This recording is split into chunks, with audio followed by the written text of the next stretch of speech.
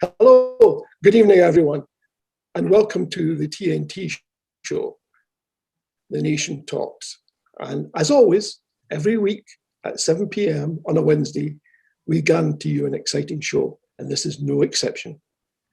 But first of all, a little aside about British democracy, if you may indulge me.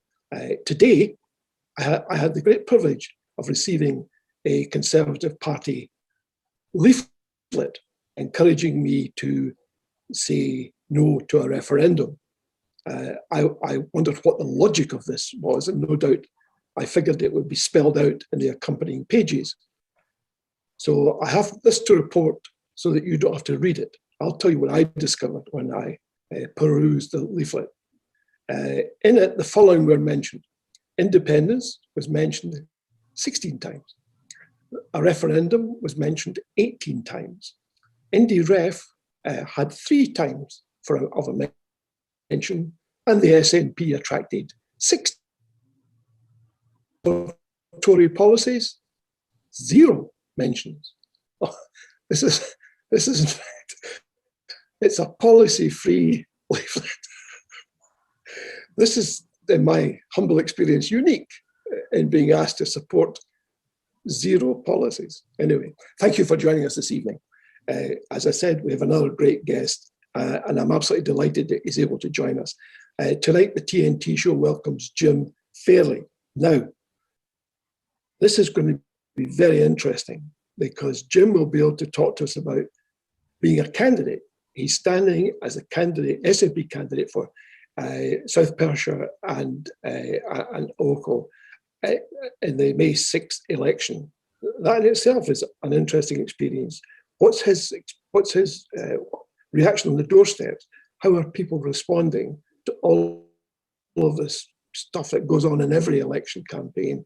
Information comes from all sorts of funny directions, and various claims are made and counterclaims.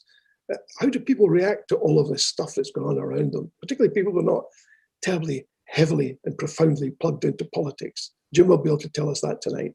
And also, and this is really crucially important, bearing in mind the impact that Brexit has had, Jim is an expert on the farming community. So hopefully we'll find some time to talk about that too. And that should be of major importance to all of us, frankly. So we'll be talking about all of these things and so much more besides. And as always, we'll be taking your questions live, right? So the Nation Talks, literally, this is your show. The Nation is talking with Jim Fairley. So, Jim, how are you coping with the pandemic? Welcome.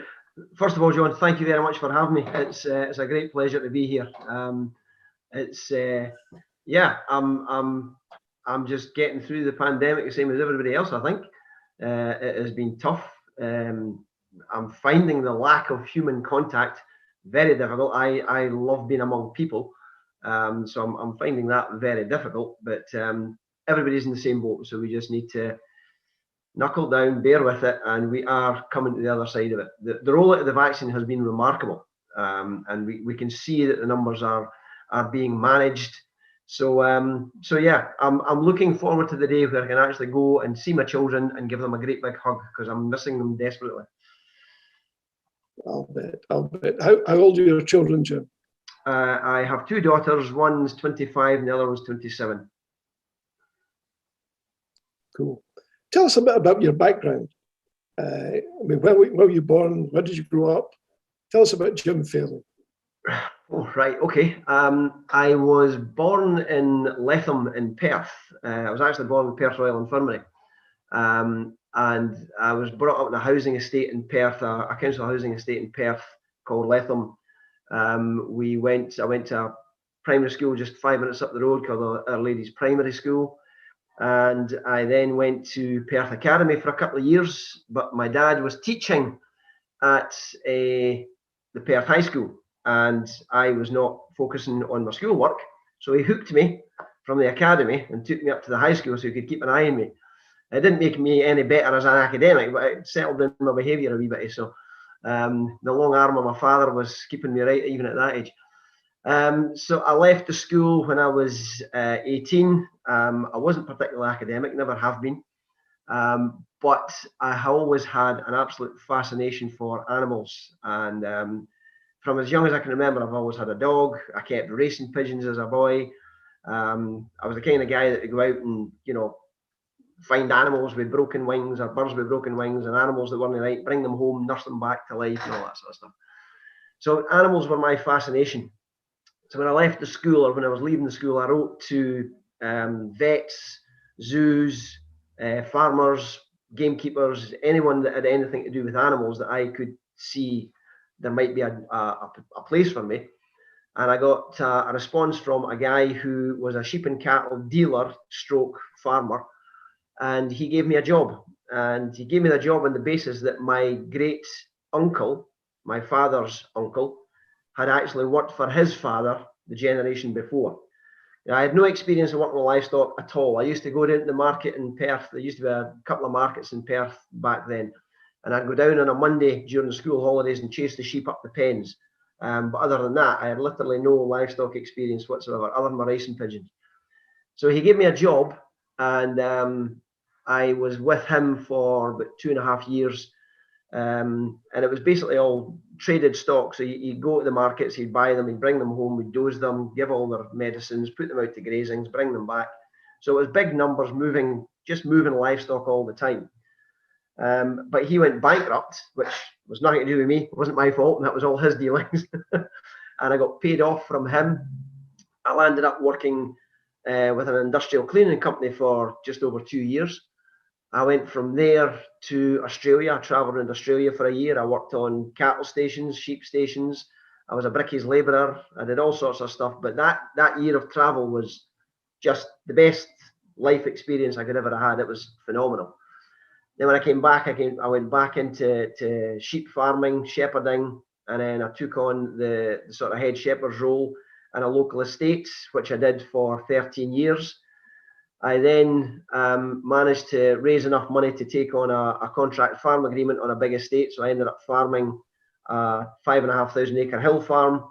I ran just over 2,000 ewes. We had 75 cows. We fattened everything ourselves. It was a big enterprise. It was a big place to run.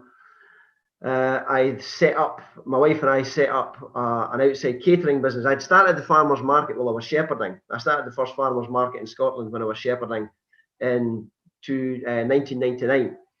And I ran that for quite a number of years.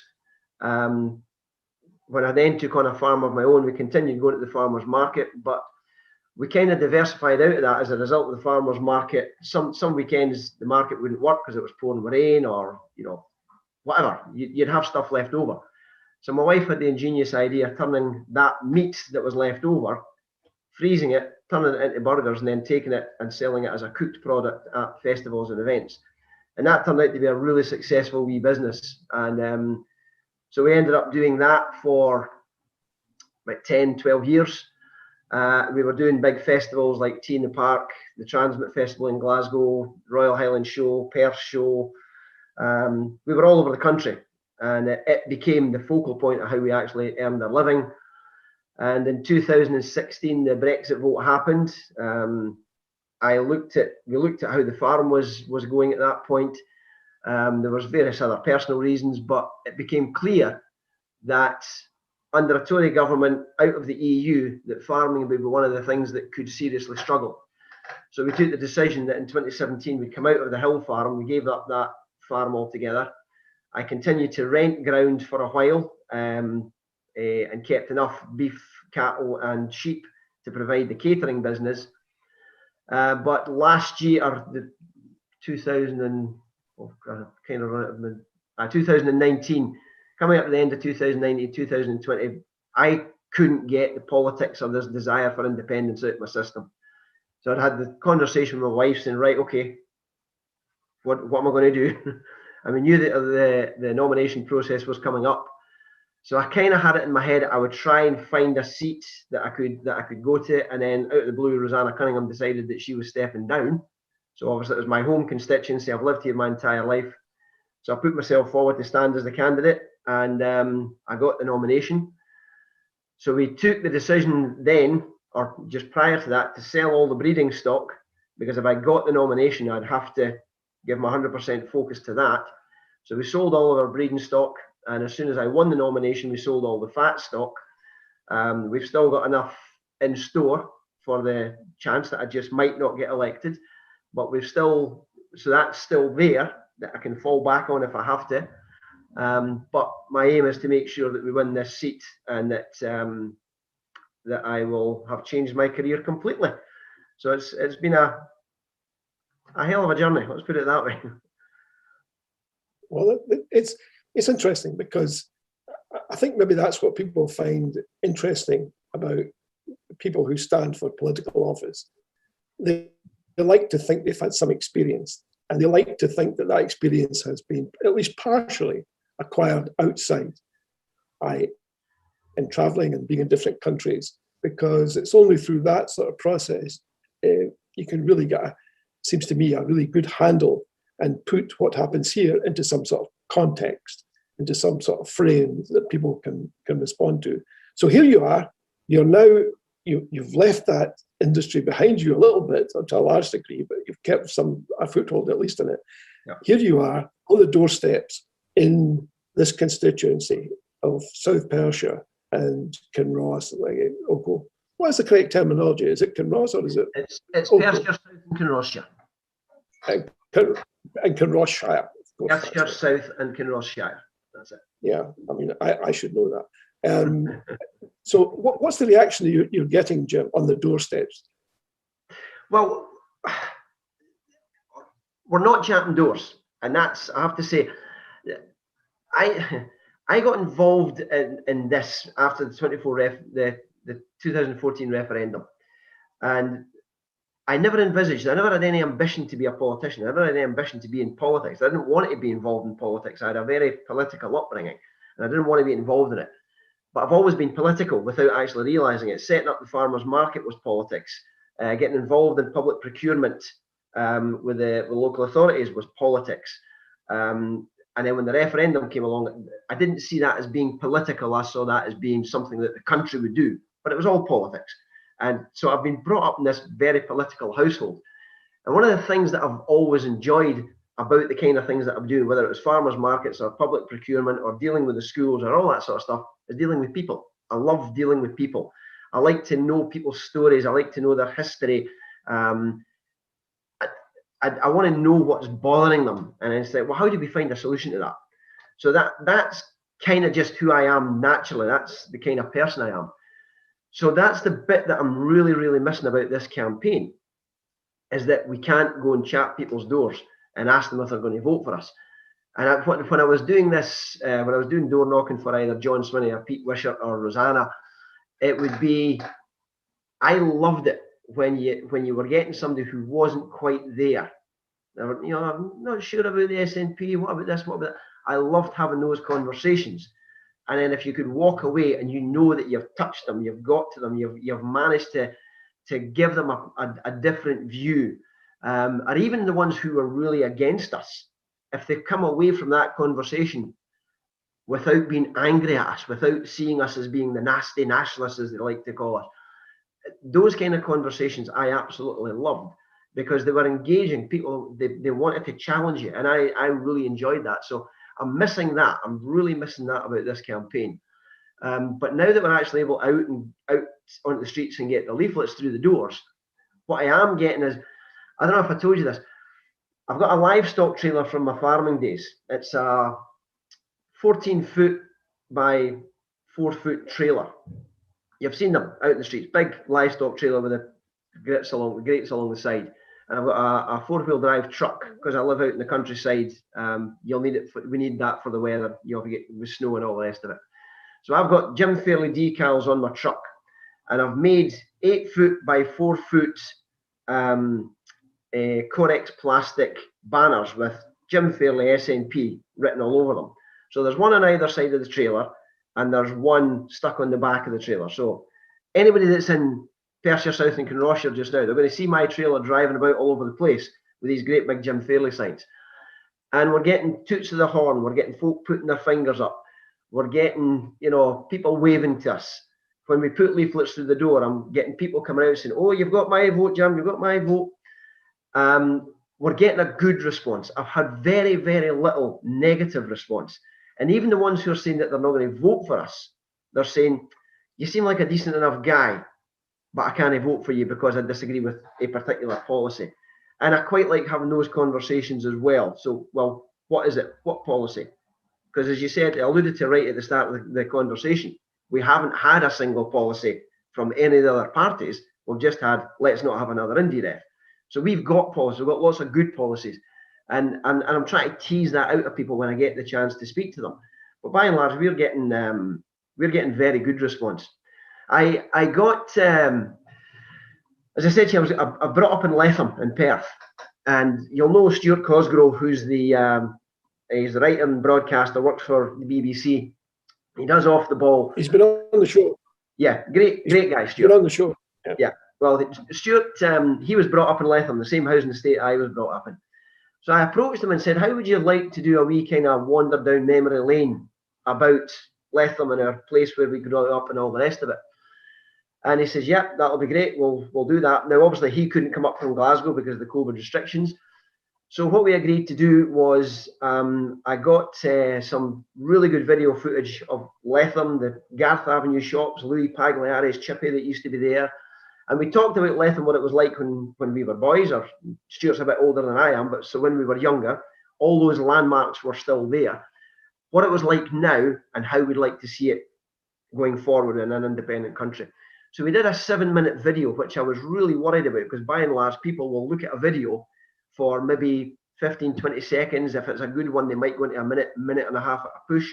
But we did a 7-minute video with Stuart doing a talkover, or a voiceover of us reminiscing about Letham.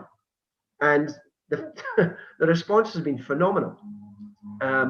We actually put some paid advertising into it to make sure that we could get that message out to Letham. We didn't need to bother.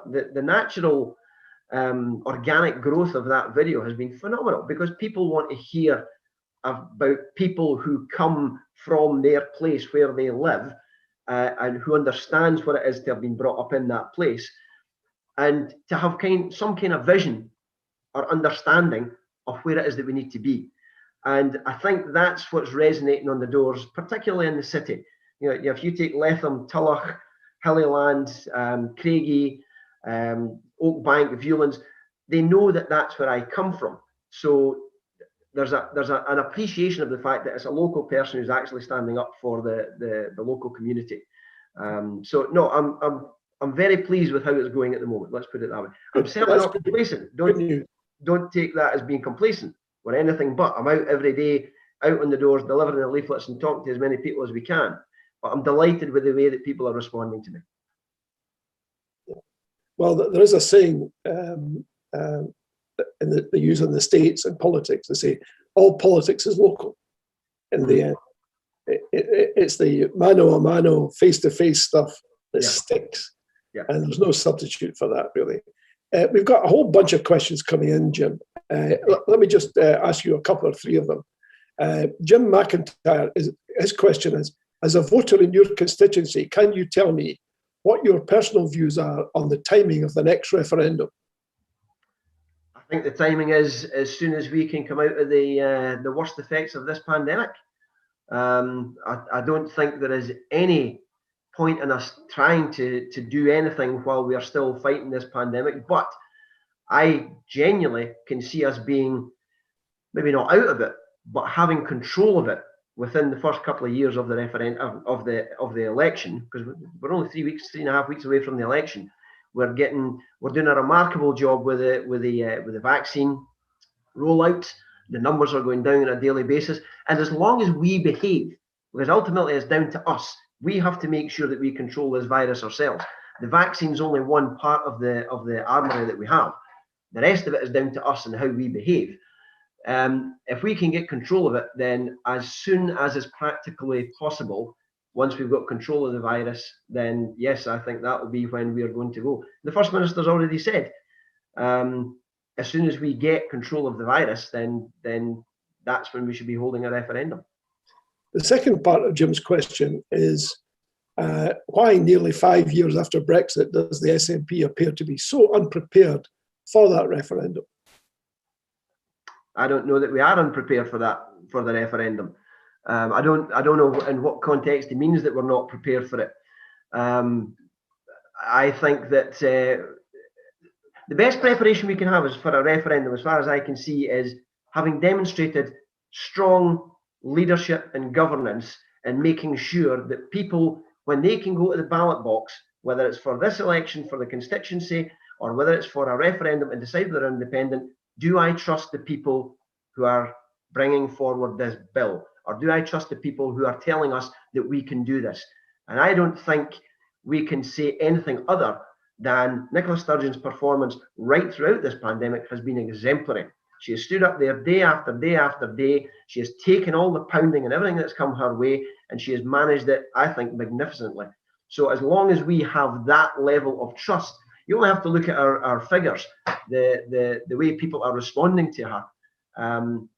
She's got phenomenal figures, and people clearly trust her judgment. They trust her leadership, and we're not unprepared for a referendum when we have a leader who has got that level of trust gained in the populace in Scotland.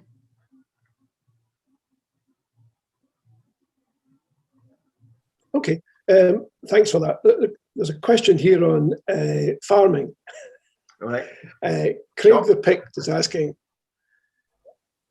what's the worst for Scottish farmers? You got a choice of three here. Right. Is it squeezed margins from supermarkets and free trade, or is it degradation of standards through trade deals, or is it Boris Johnson? I think Boris Johnson exemplifies all three of them. I remember during the referendum campaign, I specifically said at the time, the worst possible outcome for Scottish farming is that we vote no, stay in the UK, and then come out of the EU, because we will then be at the utter mercy of the UK government. And all of the other things that you're talking about, supermarket control and all the rest of it, all of that is tied in to the kind of government and how a government looks at your industry.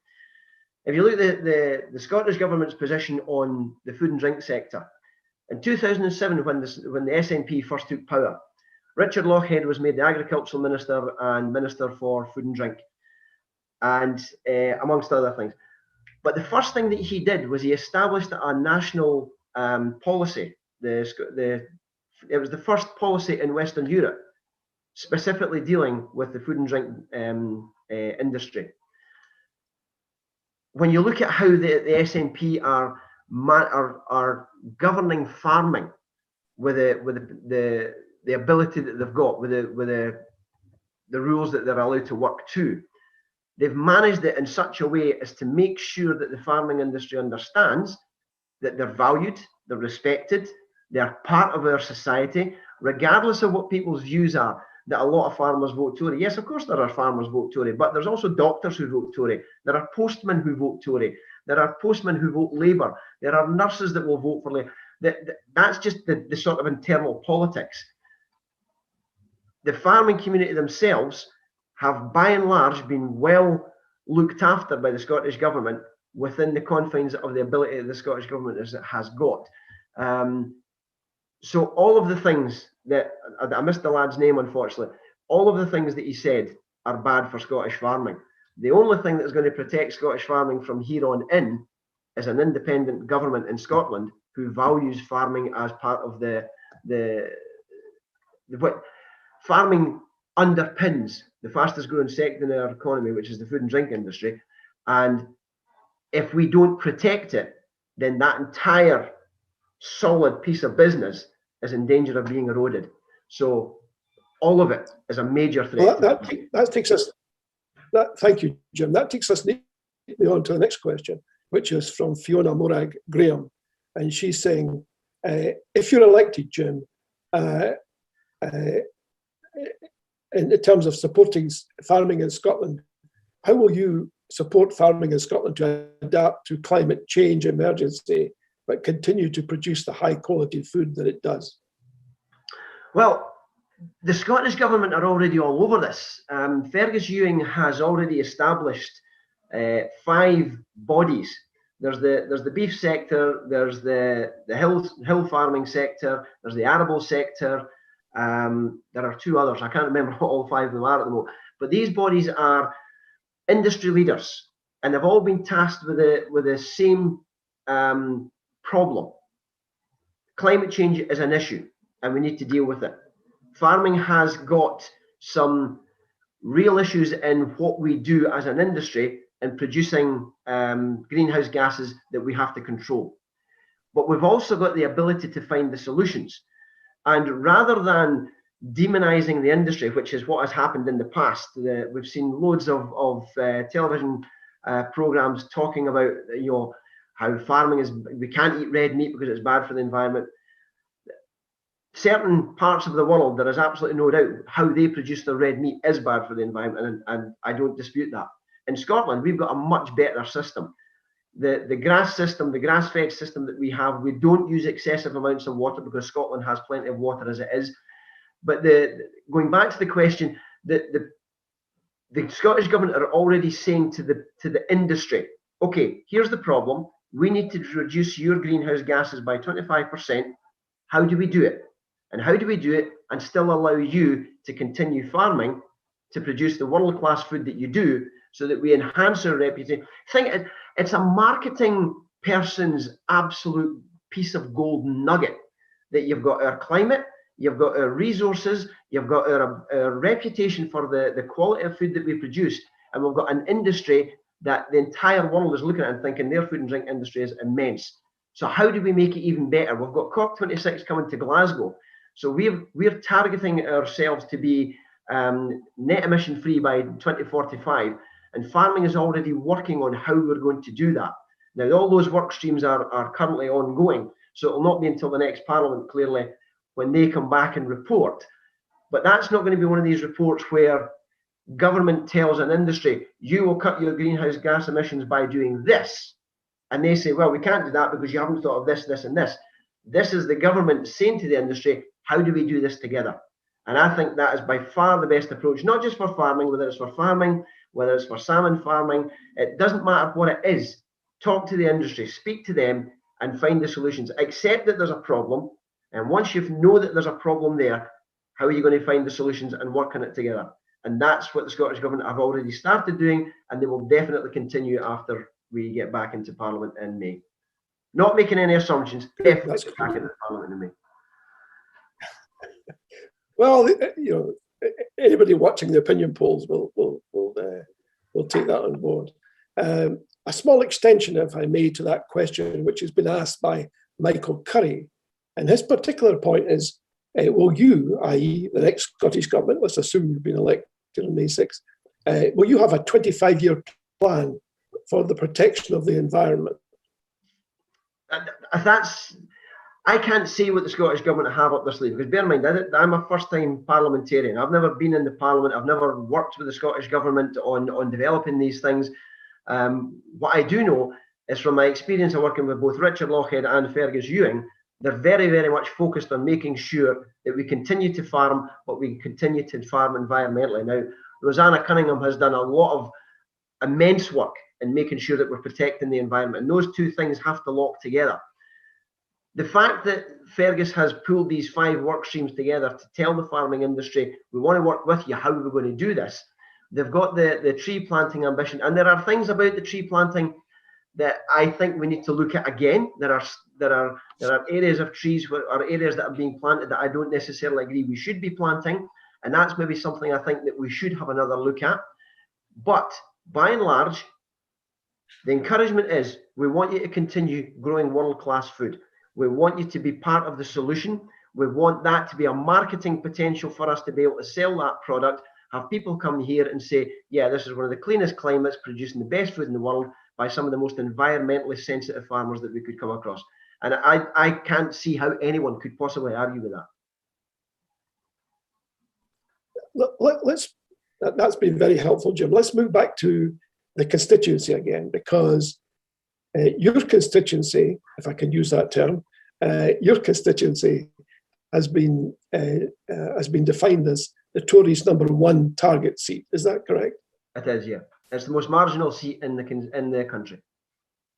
Right. So, bearing in mind our audience might not know a great deal about South Perthshire and Kinross-shire, like you and I.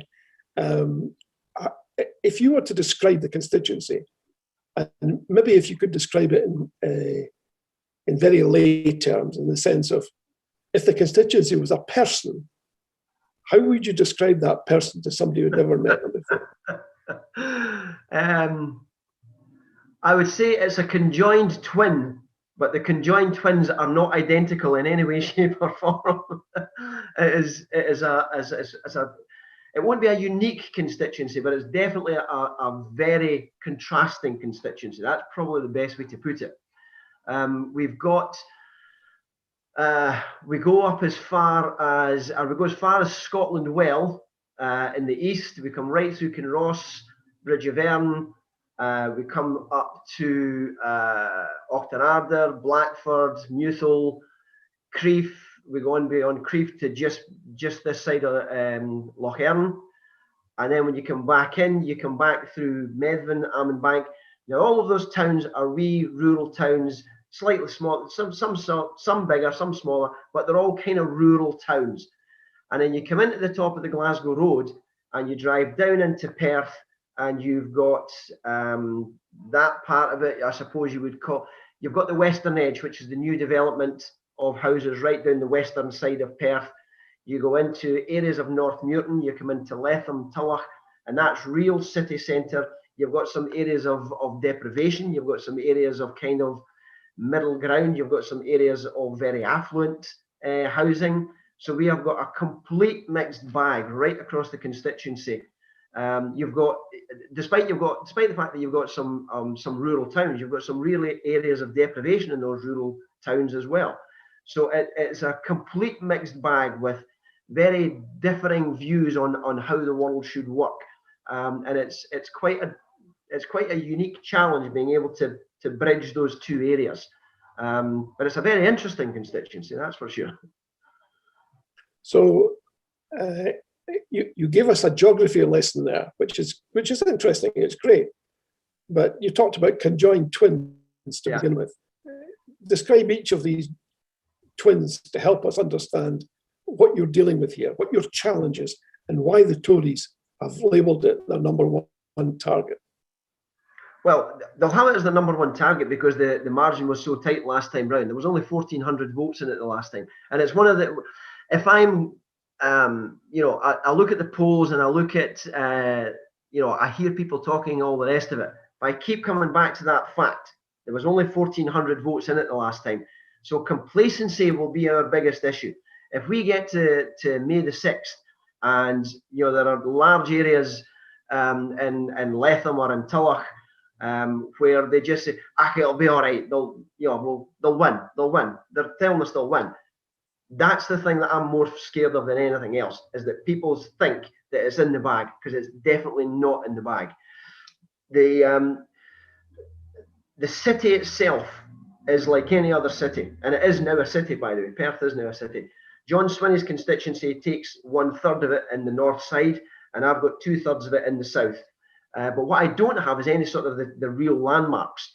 The Perth city itself, John has the city centre, so all the sort of real landmarks are in there, and I've kind of got a big chunk of the housing. So Letham's a big housing estate, Tulloch is a big housing estate, and you add Hilliland into that. Chunks of North Newton, those are big housing estates, old council houses that were then bought, and then there's still some bits council, still some bits that are in private ownership. And then when you go up into Craigie and Viewlands, the vast majority of that is all privately owned. So they're kind of a mixed bag as well. I don't want to use the phrase working class areas, but that's kind of what I'm alluding to down in Letham and Tulloch and places like that. And the Tories have got a bit of traction in areas like, when we were working on Pete Wishart's campaign in 2019, areas that were traditionally very Tory, like Viewlands and Oakbank and bits like that, we were getting phenomenal responses on the doors, and that was borne out by Pete's result. I mean, he had gone from winning the seat by 22 votes to about 7,500 votes. So there was a big swing at that time. But what Pete didn't have as much of at that point was South Perthshire's rural constituency. And there's quite a traditional small c conservative vote in that South Perthshire constituency. And I think there's a challenge for me there insofar as I'm still supporting the SNP, and there is a belief in the countryside at the moment that the SNP are not taking the rural voice seriously, which is completely untrue, because the SNP membership have just elected a farmer to represent the constituency that has a big farming community in it.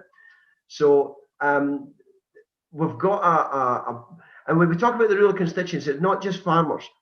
Rural towns are not farmers, but they still have all the rural issues.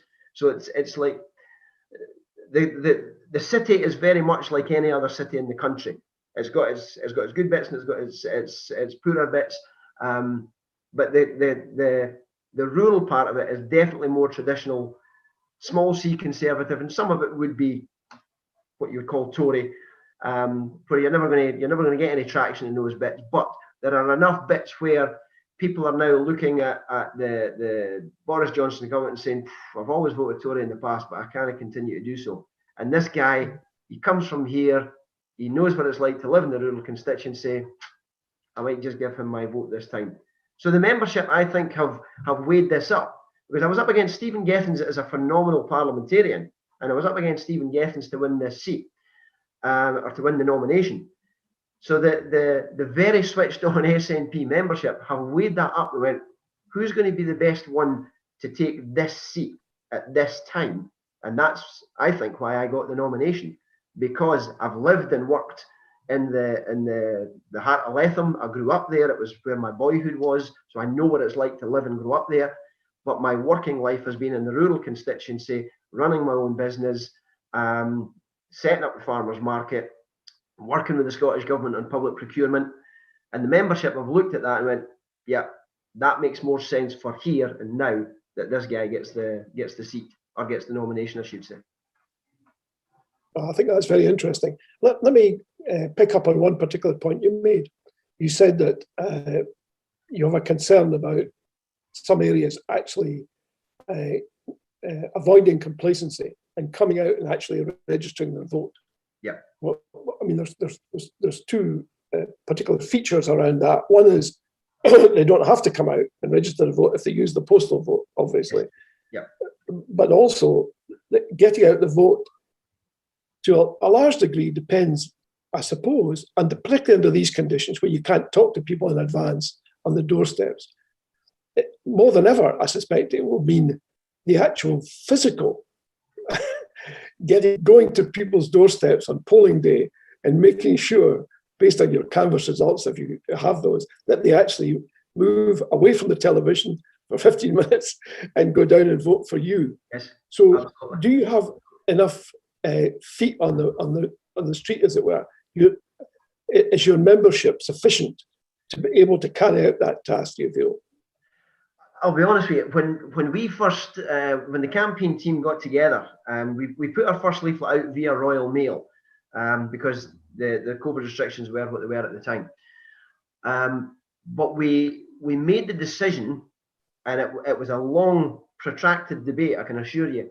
We made the decision to ask activists to do the second leaflet, because we wanted to be seen to be out there. The most phenomenal part about the SNP is that we've got boots on the ground. It's the activism. It's the people who are prepared to give up their time, give up their energy, give up their fuel to go to a place, get on their boots and go and deliver leaflets and chap doors.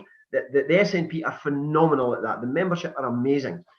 So in terms of the second leaflet, we had this discussion. Are we going to ask them to go out and do this? Is this the right way to go? But as it turned out, we came upon one or two problems with getting the Royal Mail one out. So we made the decision, right, we're going to ask the activists to do it. And normally, I'm sitting in the office at the moment. Normally, the table would be covered in leaflet runs and all the rest of it. And from the time we said, right, the leaflets are ready to pick up, bang, they went out the door. People have been desperate to get out and actually get out and do something over this campaign. So I've got no fears at all that when we go back to them again, and we're going to send out supporters letters for various things, but when we go back to them and say, we need to get out the vote, they'll be there. But if anyone's watching in Perthshire South and Kinross-shire and you want to help, please get in touch with the campaign team. You'll be more than welcome. There will definitely be jobs for you to do. But I'm blown away by the amount of time and effort that people put into coming out and getting around the doors, getting these leaflets out. The team have been absolutely fantastic, and that's just been brutally honest about it. They've been amazing. So I'm convinced that we'll be able to do it. But more importantly, John, and this is the good bit, I love the old-fashioned campaign. When my dad was in the SNP many years ago, it was done with PA speakers in the tops of cars. You'll remember those days when you went around the housing estates and you were speaking through the PA speaker. Well, we're doing that. We're planning to get that started. This leaflet run is just about finished. So the next stop for me is getting the PA speaker on. I'm going to get round the housing estates. I'm going to get round the constituency. I'm going to go round to the villages and the towns, and I'm going to speak to people through the PA system. And getting closer to the campaign, on the day, we'll make sure we've got PA systems right across the constituency. Just reminding people, if we can't get to your door to chat you up, then we're going to tell you through the PA system, today's polling day, please go out and use your vote, because there is far too much at stake not to use your vote. Complacency will be the biggest killer for us. We have to get the vote out and make sure that they get out and turn out. Because, in honesty, I don't just want to win the seat. I want to absolutely annihilate the unionist vote so that there is no discrepancy. There is no discussion about it. The people of Scotland have spoken. They have destroyed the unionist vote. Now is the time for the referendum. So it's so important that we get as many people out and cast their vote as we possibly can. But you're right about the postal vote as well. The uptake in postal votes applications has been phenomenal. So I'm happy that we've got that many people. Because the fear is, of course, you say, no, I'm determined. It's my first ever election. I'm determined that I'm going to go and put my cross in my box in my polling station. But I might get a phone call the day before and say, you've come in contact with somebody who is tested positive, and you must now self-isolate for 10 days, and you can't go out the door. So I've made sure that I've got my postal ballot opportunity there, and I'll take it with me on the day and hand it over if that's what I'm going to get to do. But that's why the postal ballot application was so important, making sure that people actually had the ability to vote. Now, I think that's very interesting. I think we've posted on screen how people can get in touch with you. But just in case somebody's listening to this rather than watching it, do you have a telephone number that somebody can call if they want to help you and support you? The best thing to do is... Or can they go online somewhere?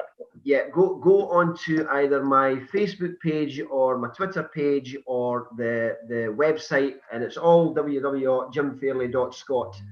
www.jimfairley.scot, and that'll take you into the website, which will give you all the contact details to be able to get involved with the campaign. Just make sure we get this right now. www.jimfairley.scot. You've got me confused now. www.jimfairley at... God, you know what, John? I'll need to... Well, that's your email address. That's your email address. Yes. Yeah, we've posted. I'll need to remind myself. We've posted it, I think, on screen. So. It is. Yeah. But I think it's important that people get the chance to help you. Yes, absolutely. My mind's gone blank what the whatever it is. We'll come back to it. We'll come back into it. It's probably on screen right now. I trust the folks in production. Everything will be fine. Anyway, it's you. I take it you're still open to help. I take it you're still more than happy to take support from people who want to come out there and leaflet for you, and do whatever needs to be done. Now, this takes us to an important point here. Your opposition don't have the boots on the ground. They just don't. No. Just simply, that's an analysis based simply on, well, two things: personal experience in this area, coupled with the fact that the age profile of your main opposition, the Tories, is very old in relative terms compared to the SNP membership, which is much more age spread. It's even more evenly spread, and probably the greatest support, around about 70% or so, is in the younger age group. So your opposition is going to have to rely disproportionately on social media because you can buy that. You don't have to have activists. You can do this with one man and a dog in a back room somewhere. I mean, do you have a social media strategy to deal with that? Oh yeah. Right at the start of the campaign, we very quickly identified that social media was going to be vital. So I have my Twitter account, which is red hot at the moment. I'm out every day that I'm out. I'm posting wherever it is that I am out on the campaign. I'm always with at least one other activist. We get that out on Twitter. We get it out on Facebook. We've got an Instagram account. They're there. The campaign team were wanting me to get a TikTok account and have me doing dances and stuff. That's you haven't seen my dancing, so that's probably not going to encourage anybody to vote for me. So yes, we've got a very good social media campaign. There's guys in the campaign team are constantly monitoring where I am, what I'm doing, and letting people know that that's what's going on. We've got some professional videos made. The one that we've done with Stuart Cosgrove. We've got another one coming out that's focusing on food and drink and the farming community. So that's kind of more geared towards the rural constituency and probably some of our opponents' traditional vote. That will definitely feed into what they're doing. But I think the most important thing that you talked about there, John, is it doesn't matter what demographic we're speaking to. We're speaking to them with policies. We're speaking to them about what we are planning to do. We're speaking to them about the record in government that we've had, holding our hands up to the things that we haven't got right, but the determination to make sure we do better in the future. What our opposition have got is vote for us on the list and stop India F2, nothing else. I mean, you talked about it right at the start. How are you possibly going to entice anybody to get up off their chair from watching Coronation Street or whatever it is that they're watching to go and vote for you when your entire message is stop you from allowing to use your democratic voice and vote against a party who are bringing forward, policy after policy after policy to better the lives of the people of this country? It just beggars belief that they have done so little to actually come at us and say, these are the things that we can do in Scotland, and this is the support that we'll get. We've got the full weight of the UK behind us, and these are the things that we're going to deliver. What they're delivering is fear. What are they scared of? Is it baby boxes that they're scared of? Are they afraid of free education? Are they afraid of free prescription? What is it that they're scared of? It's utterly about them preserving the union and nothing else. So their demographic is getting smaller and smaller because saving the union for some people in the last referendum was about they wanted to protect what they had. They wanted to protect what they saw was being under threat. And yet we keep delivering things that are beneficial to their children, to their grandchildren, to them, to society as a whole. We get things wrong. Of course we do. We're only human. But when we get it wrong, we say, right, how do we get it right? How do we change that? How do we take that mistake and turn it into a positive? Because that's what you should do. Whether you are running a business, running your household, or running your country, you'll get things wrong. Everybody does. But it's saying, okay, I got that wrong. How do we change it? How do we make it better? And the only thing that they're saying is, we can stop the SNP from giving you the chance to make the choice about where your constitutional future lies. It's a nuts kind of campaign that they're running. And I just don't understand it. Well, I can offer you some thoughts on my understanding of what it's about. First of all, it seems to me that there's been a decision to, well, the result of this, frankly, will be, let me deal with the result of it rather than the motivation. I think the result of this will be to finally break the Conservative and Unionist Party, because there's always been an unhappy marriage there, because a lot of people who are Conservative are not necessarily Unionists.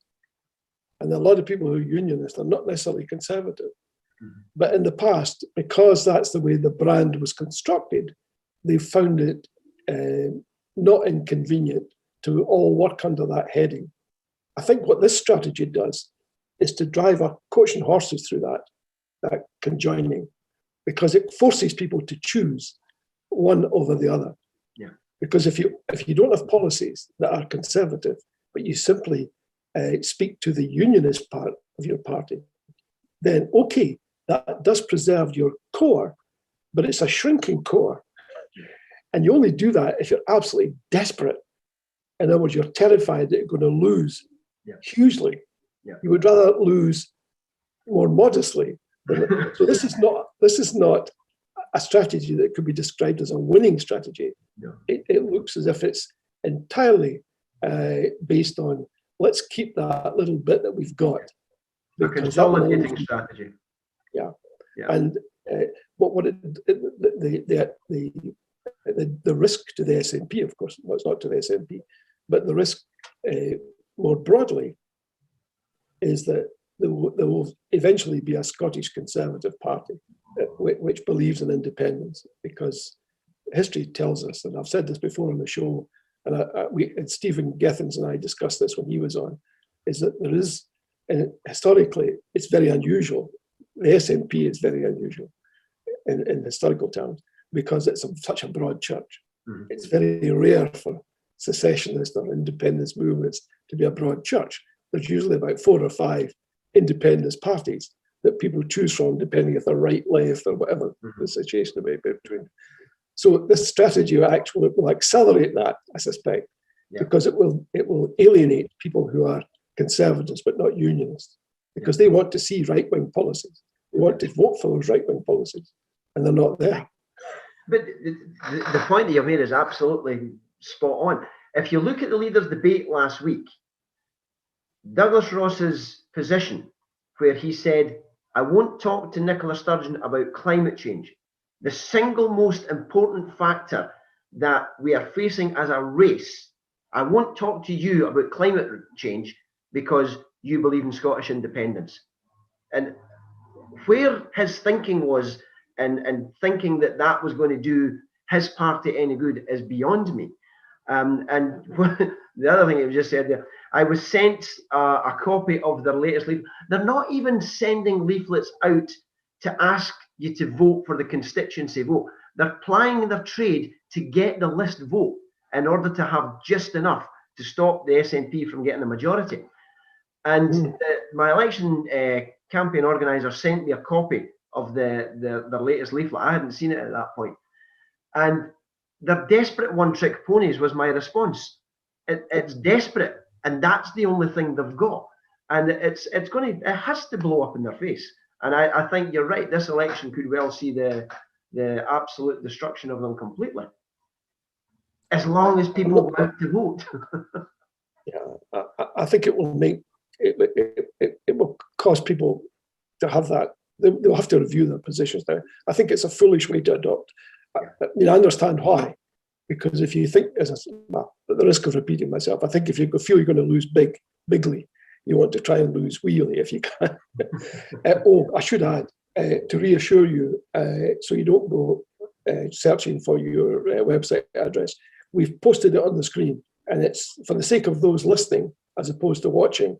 It's www.jimfairlie, JIMFAIRLIE.Scot. So if you want to help Jim and his colleagues keep this constituency, that's the place to go. I'm sure they'll be happy to hear from you if you have that spare capacity. And after all, this is a lockdown, so a lot of people who would be working 9 to 5 every day might have a little bit of spare time. We can go out and help Jim. If you do have that spare time, make sure he's aware of it if you're in this area. And people, by the way, are saying that they're hugely supportive of you. I have to ask you about Alaba. What's your feeling about this new party headed up by Alex Salmond? They are an opposition party, quite simply. They're set up in opposition to the SNP. if I go back to the point that was made earlier on in the week, or it might have been the tail end of last week, had everyone who had voted for the SNP in the constituency elections in 2016 also all voted for the SNP in the list, we would have had the majority last time round, and we wouldn't be asking Boris Johnson or fighting with Boris Johnson to get an independence referendum this time. We could have done it the last time. There is also the danger, and I see this as a genuine danger, that if the SNP do anything other than look at Alapa as being an opposition party, we will be accused of trying to rig a system. The Electoral Commission will look at us as though we are trying to rig a system. So as far as I'm concerned, the both votes SNP would have worked in 2016 had we had the same number of people who voted for the constituency voted in the list. We would have had enough then for a majority, and I believe that we'll get enough this time for a majority. And as far as I'm concerned, right now, I'm still advocating the idea of both votes SNP. Okay, that's interesting. We'll have somebody from Alaba on, and hopefully the other parties too, in future shows, and we'll talk some more about that. We've had a whole bunch of people writing in saying, good luck, Jim. Right, thank you. You've obviously tapped into your fan club here. I told them all it was, John. It's and other people told me before you came on, sparing your blushes, that Jim is an awfully nice guy. If I heard that once, I heard it until my head was spinning. That's nice to know. So you've got a real live fan club out there, and we can only hope that the electorate has plugged into that same niceness as that you've shown tonight and in the past. Just very quickly, Jim McIntyre is saying he's looking at the polls for the by-election in Hartlepool, which is coming up real soon, and it's 49% for the Tories in a very traditional Labour area. And he's saying we need to get away soon. Listen, I've got to say, John, I'm standing. After we lost the referendum in 2014, I was literally heartbroken. And I mean genuinely heartbroken, as I'm quite sure everybody else was. And we could have, my wife and I could have quite comfortably gone on with our business, because the business is a lovely wee business. I love working with my wife. We have a lot of fun doing it, and I really enjoy what I'm doing. But there was a lad I was speaking to very recently, and he said his father was a minister, and he was asked to then go and train ministers, young ministers coming into the ministry. And he said the very first lesson that he gave them was when you walk in the door and they're all sitting down with their first lesson, he says, now, if you can get up now and walk out of here and not have to be here, then do it. But if you have to be here, then stay where you are. And that's what this is for me. Anybody who thinks that I'm doing this for a career, or because I want to be a politician, they're wrong. I am burning to get independence, and that's why I'm doing this. So nobody wants it quicker than I do, I can assure you. And that's why I'm doing what I'm doing. I just can't get it out of my system. Good. Thanks for that, Jim. I did say that that'll go quickly. It has. We've only got 1 minute left. Very quickly. Thank you. I'm deeply grateful to you, and I thank you very much. A few concluding remarks, everyone, if I may. First of all, a big thank you to Jim, and a big thank you to all of you out there who joined us tonight across the world, we gather. And thank you particularly to those who submitted questions. We have a formidable list of guests coming up. I say this every week, but it's true every week. Go to the What's On guide. You'll see the strap at the bottom of the screen. That will list all of the guests that we have coming up in the weeks ahead.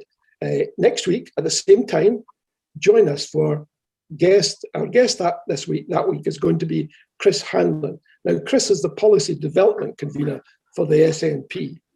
So it's really not to be missed. Join us next Wednesday and get your questions in advance if you prefer for Chris, because he knows more about policy development in the SNP, I suspect, than most. Oh yes, and a reminder, please look out for Dr. Elliot Bulmer's Constitution column in the Sunday National this weekend. Go, head straight for the 7-day supplement. Nobody knows more about constitutions than Elliot Bulmer. And I can say that with some authority because he's written 3 books on it. No one in Scotland has written 3 books on the Constitution. And very importantly, please support Indie Live and Indie Live Radio. Some great shows coming up. You'll see all that in the What's On guide. And thanks again. And join us next Wednesday. And remember, it's been a great day for British democracy. And just before I go, we have a very special surprise guest coming up on April 21. I can't tell you any more, but you don't want to miss that show. Big thank you to Jim. A big thank you to all of you. Good night. Take care and stay safe. Night all.